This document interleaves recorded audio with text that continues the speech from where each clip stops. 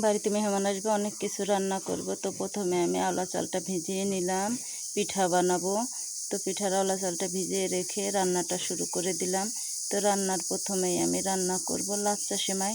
লাচ্ছা সেমাই রান্না করার জন্য দুধটা আমি সুন্দর করে বানিয়ে নেব। এবার এর ভিতরে দিয়ে দেব আমি লাচ্ছা সেমাই। লাচ্ছা সেমাই সুন্দর করে মিশিয়ে মিশিয়ে দিয়ে এটাকে আমি ঢাকনা দিয়ে ঢেকে রাখবো।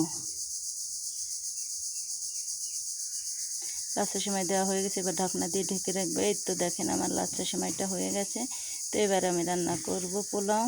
পোলাওর জন্য পাতিলে দিয়ে দিলাম আমি তেল, দারচিনি, লবঙ্গ, এলাচ সব দিয়ে দিলাম। এবার চালটা দিয়ে সুন্দর করে ভেজে নেব।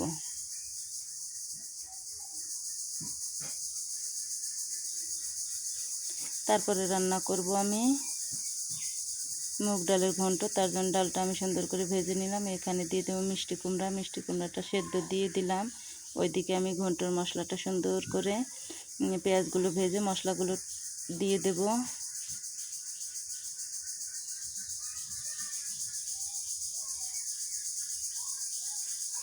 এতো মশলাগুলো ঘন হয়ে গেছে। এবার আমি দিয়ে দেবো গরুর তেল চর্বি। তেল চর্বি দিয়ে এই ঘন্টটা করবো। এই ঘন্টটা খুবই মজা লাগে, সবাই ভালোবাসে, এইভাবে ঘন্ট করলে খেতে চায়। তো ঘন্টটা আমার হয়ে গেছে। এবারে রান্না করব আমি গরুর মাংস।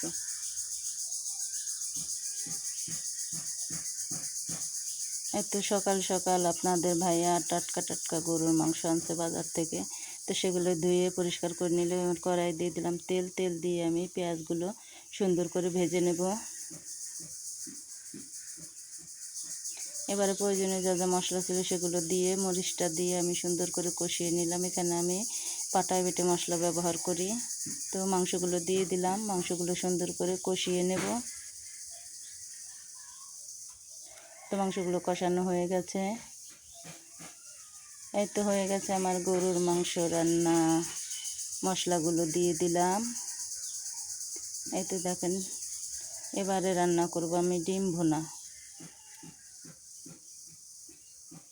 যেহেতু মেহমান আসবে, এদের জন্য একটু আলাদা আইটেম করতে হবে।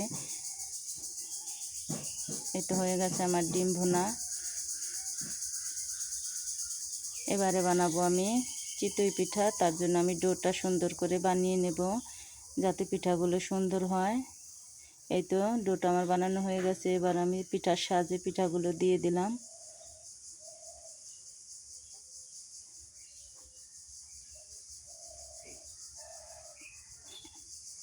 এই তো দেখেন মাশাআল্লাহ খুব সুন্দর পিঠা হয়েছে। পিঠাগুলো আমি তুলে তুলে রাখছিলাম, এবার মেহমানদেরকে আমি খেতে দেব।